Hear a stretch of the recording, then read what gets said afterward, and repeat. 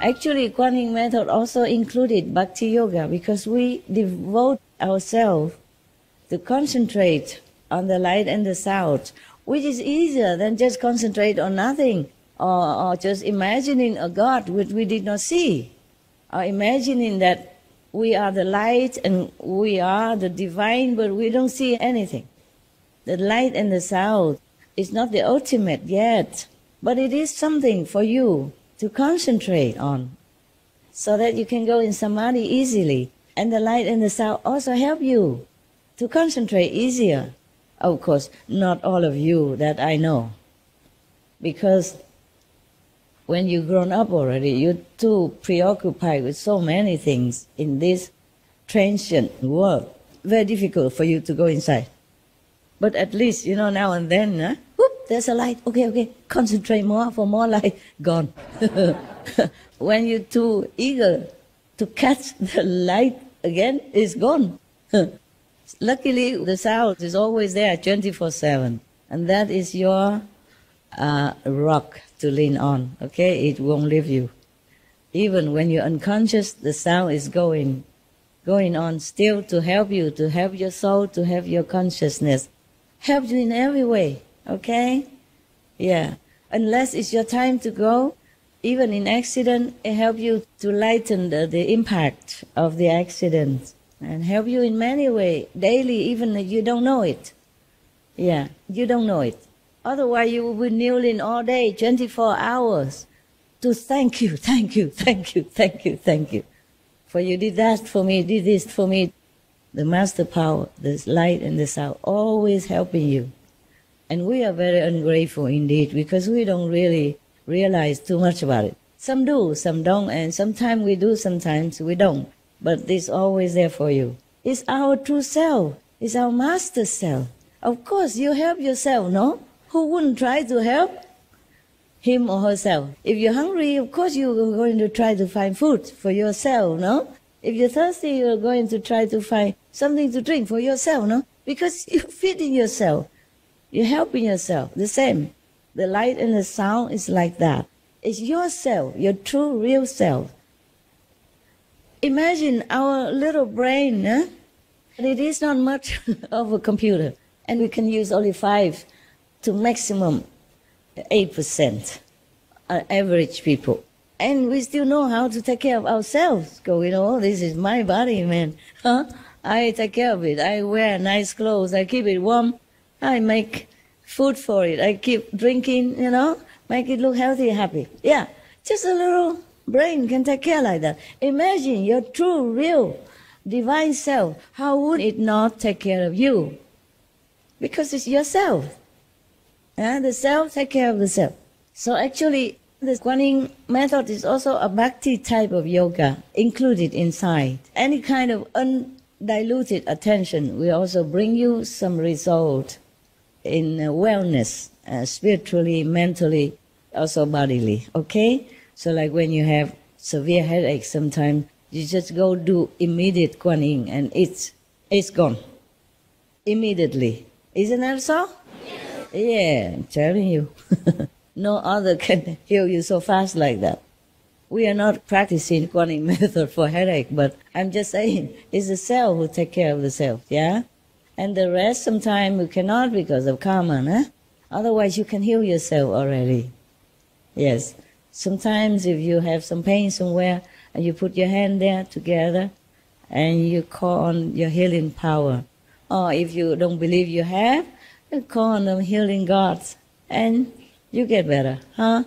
But not all sickness can be healed like that. You need doctors, you need specialists to go deeper into healing process if the problem is grave and physical and sometimes astral, okay? I mostly heal myself, but not always, because sometimes the karma is too much, too overwhelming. Then I had to take pill to go see doctor or do all kind of things like you did, blood tests, pinching here, pinching there, x-ray, and sometimes I find nothing. And the doctor think I'm playing. What for? Who love to go to the hospital to play with the doctors, huh? Is that fun? You like? No. The hospital is full of germs. Какво означава You go кармична there, връзка? Как sometime може you тя go. да се изчисти най-бързо? What does it mean karma and how the karma can be cleaned in the fastest way? Karma is a Sanskrit term for the law of cause and effect. Карма е санскритската дума за закона на причината и следствието.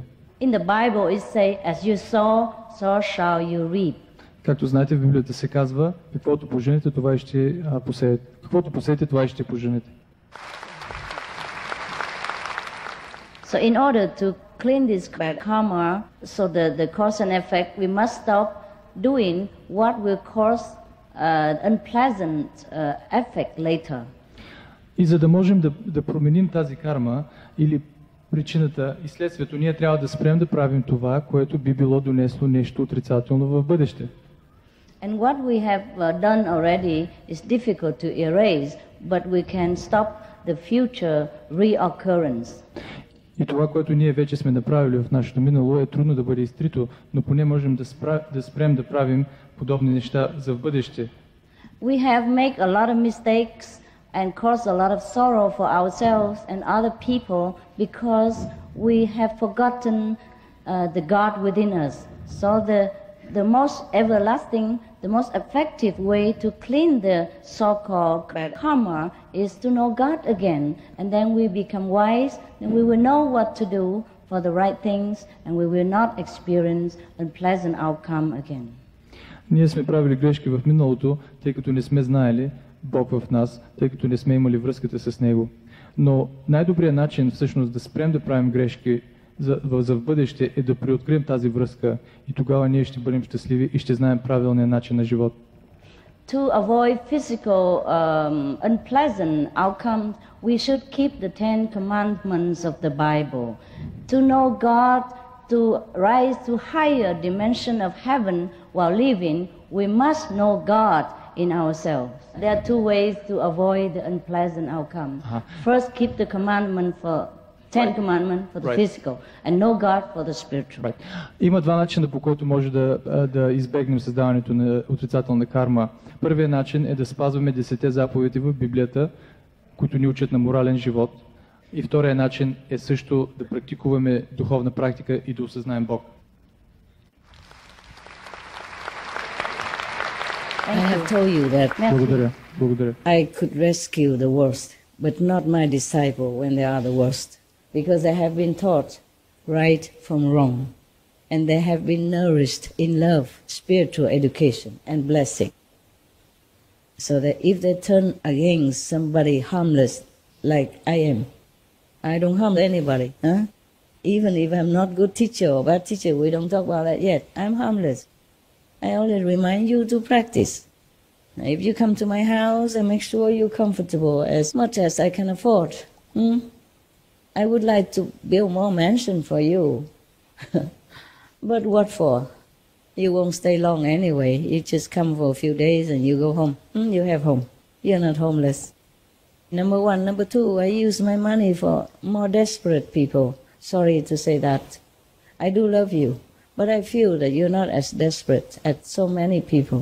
You can see some TV, children, only bones and skin. Woman being harassed and molested because she has to walk 10 kilometers to have some water, to fetch some water to bring home to her children to use. Or some refugees, they came into cold country and they have nothing. Children walk barefoot and they just cover themselves with a little plastic. No wall around, no chimney, no heater, nada. These people, they're more desperate. Or some people have disaster, it suddenly has no home, no money. Even if they have credit card, for example, it's gone already with the flood. They cannot prove anything immediately. They're hungry, they're thirsty, they're cold. These immediate we help. Chiu chi la. Chiu chi. Meaning emergency help until they get back on their feet. I am not richer than anybody on this planet. I'm not the richest. I'm not even the medium rich. I just give a lot, and then people think I have a lot of money. I do still have, I don't take your money, I don't charm you to do things for me. I just tell you, go out, help others. Nah? You don't give me money, you go out, give to the poor people. Or open restaurant, help others spiritually as well as physically. Or if you cannot open restaurant because it costs a lot of work and manpower, then you open a small grocery store, vegan. Then it's very good for the world and for other people. Help them to realize vegetarian is easy, something like that. And we do it together. I mean, I do mine, you do yours. So you do what you can and keep what you have. I don't take anything from you. As far as I'm concerned, I know I'm harmless, okay? So if anyone who tried to harm such a harmless person, then of course the karma is very bad. Plus, because I'm very beneficial to many people, so that will include all your karma inside for that person. That's why nobody punish him, her, they have to take it. Because I'm working for the world, not just my own karma only.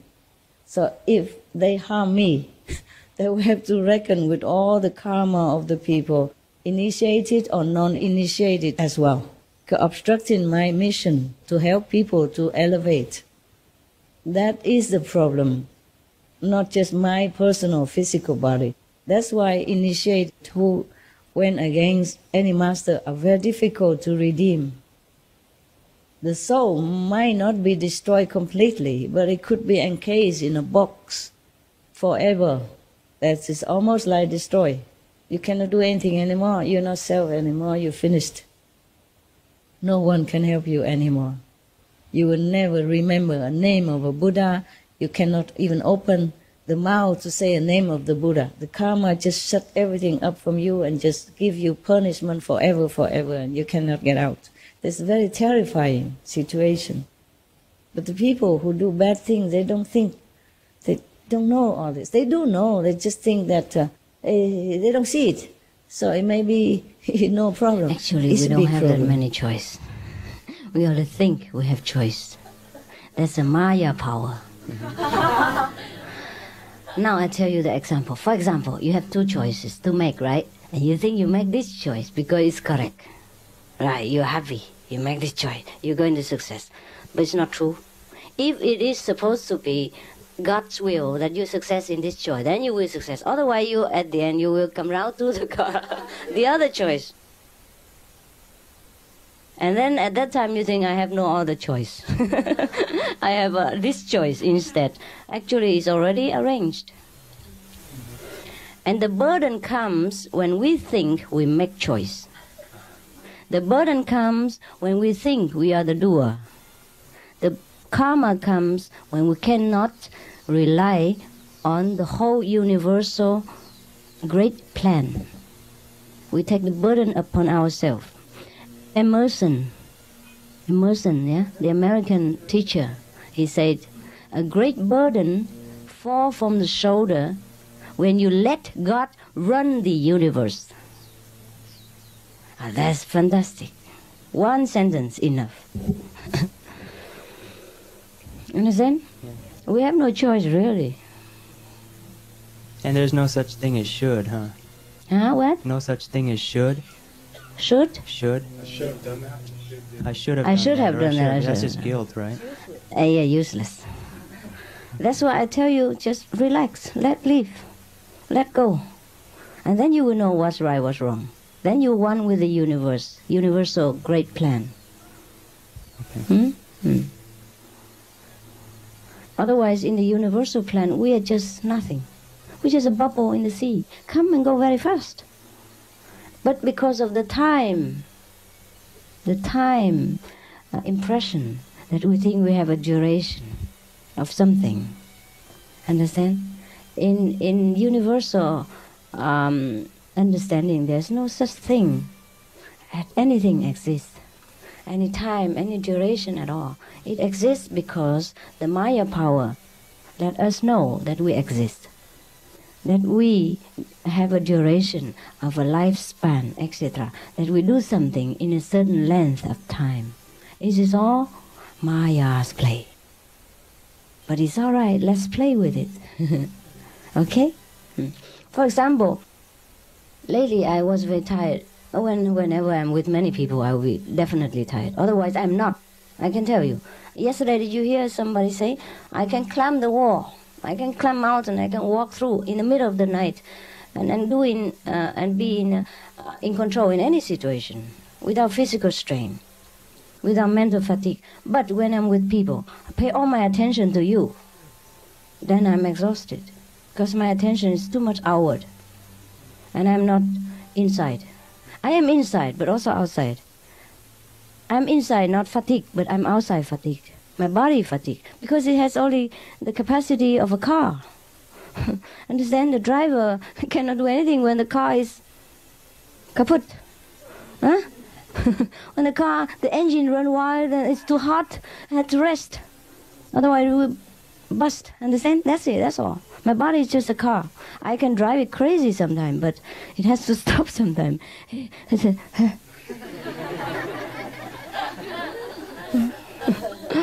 Now, you know, huh? Okay. Yes. Oh, we might think that way. We might think that sometimes because it's a habit that we think we are the doer. Yes. But actually, the whole universal's plan is already planned. You remember even one hair fall down is also the intention of the Lord. Yes. But we know everything, but we don't know anything. We know we read every book, but we never understand. Hear you hear, but you do not understand. See you see, but you do not perceive. That's the trouble. So we need some guy like a master. He explained it again with conviction, with full force of enlighten, or self-enlighten. Then you get it. Understand? A banker, a bank owner who talk to you, you know he has support of money. But another person who has no money but talk about money, talk about billions, still doesn't give you any assurance. Understand what I mean? Yes, that's the difference. Both talk about money, but you are assured by somebody who is millionaire, and you are not assured by someone else who has no penny. Understand? Yes, sir. In mentioning that everything is already arranged for us. Hey, yes. Then that brings to my mind a question of, if it is already arranged, then what is the purpose of striving for enlightenment or for liberation if our striving is virtually meaningless at that point? You have to strive in order to know that you don't need to strive. You strive until you give up, you mean? No, you strive until you understand that. You fully understand that every effort is useless. It's useless. You have to make an effort to be effortless later. At the moment, doesn't matter what I tell you, you still strive. So I tell you how to strive. And I say, go ahead and strive. Strive harder until you reach the point that you know that, why should I strive? I'm always here already. Understand? I already arrived. But now I tell you, you don't understand. So you have to strive to understand that you should not strive.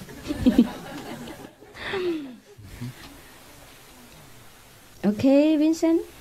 Because now, if I tell you don't strive, can you stop? Can you just relax and surrender? If you can? Well, actually, I found myself doing that, but then feeling a little bit behind schedule, and then getting back into striving again. Yeah, yes, that's it.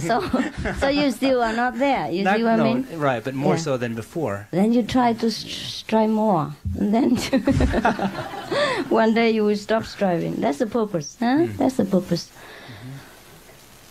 Because if we don't strive now, we cannot feel at ease. Until you stop striving and you still feel at ease, then it's all right. Now, if you don't strive, you're in trouble. Right? So if say I was to stop striving, but say stop striving even though I don't have the total knowing of that, that would be also ineffective. Is that what you're saying? Ineffective. So you have to really come to that level of understanding. Yes. Before then. Yes. Okay. Not intellectual understanding, but truly relaxed, truly at home. Hmm? Now, intellectually, you understand what I'm talking about? Well, yes. You do. But it's different from realization. Yeah, all right?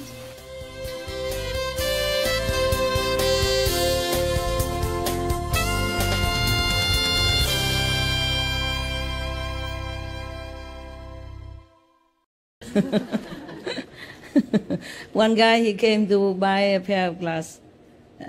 He said, I heard that you sell reading glass for people, easy to read, right? So the salesman said, yes, of course.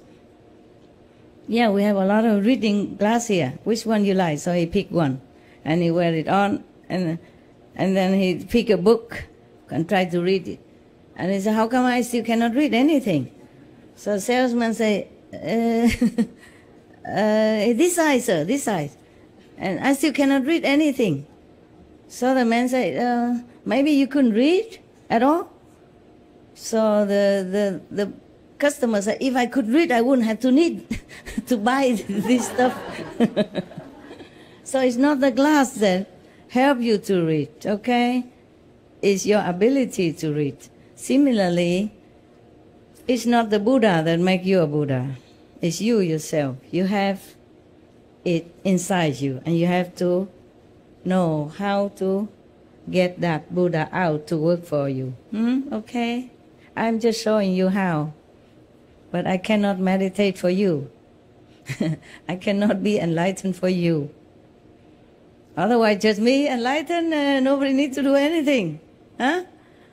You are a free individual, a child of God. A being from heaven. You have to decide for yourself how much enlightened you want to be, and how much you want to work for it, how much you want to remember your great self, instead of every day slaving for this physical world and identify your greatness with this physical body. Okay. You must remember that you're from heaven. You must remember that you're great. You must always remember, even though you might not believe it, because you're so used to with the lowly physical self that you cannot believe that you are something more than just the physical body, But you must remember, okay? All the Buddhas say that you have Buddha inside. All the masters say you have heaven, God within you. Why do they lie to you? You must not forget that you are great, that you are Buddha. Or maybe not yet realize Buddha, but you are Buddha and you're going to be Buddha. Okay? The way you are. You must remember. Believe it or not believe, you should remember all the time. I know it's difficult because you're busy and you're so used to with the physical body, but must remember, okay? For me, it's the opposite. I must remember that I'm here in the world and I have to do my job. You must never forget, even though it's hard. Even if you cannot believe that you are the Buddha, that you are great saints, should remember what I said to you. If you don't believe me, believe in Jesus. Okay? Jesus say, what I do, you can do better. And you are the children of God. And the Holy Spirit dwells within you. So, believe Jesus, okay? And the Buddha say, I already achieved Buddhahood, and you will. You are the future Buddha. So believe in these great beings, okay? All the masters say you are children of God. No one say that we are the children of the devil, so you must remember that, okay? And if we are the children of God, meaning at least we are God-like. If not outside and inside. Outside is just some characters, born with it, or inherited from parents or circumstances or background or education. Inside, you're pure. You're God. You're the goddess and goddesses. You are saints. And you're the Buddhas, Bodhisattvas. There was a story I read somewhere. A man who would just walk somewhere in the forest and he saw a big eagle egg. And he just took it home and put it together with the chicken's eggs. And then the mother hen also hatched hatch them all together. Yeah. And then when the time comes, our chickens come out, the eagle also come out. Yeah, also came out. All of them came out together. And the eagle lived with the chickens. Of course, eat what the chicken eat, walk like the chicken, talk like the chicken, and run like the chicken. Yeah. And one day, the eagle became very old already. Yes. And then one day he looked up in the sky. He saw some eagle, real eagle, flying in the sky. And he asked the chicken, older chicken who were more knowledgeable, who are these? And the older chicken said, these are eagles. They are the kings of the birds. Yeah, they're majestic. They fly in the sky. They go from one mountain to another. They eat from pure food and they drink from the purest stream. And who are we? We're just chicken. We cannot fly. We just crawl on the floor. We eat whatever given to us on the floor. So the older eagle also accepted that. All his life he has been chicken. So now he thinks, oh yeah, of course we are the chicken. And he continued to live his life as a chicken, like that, until he died.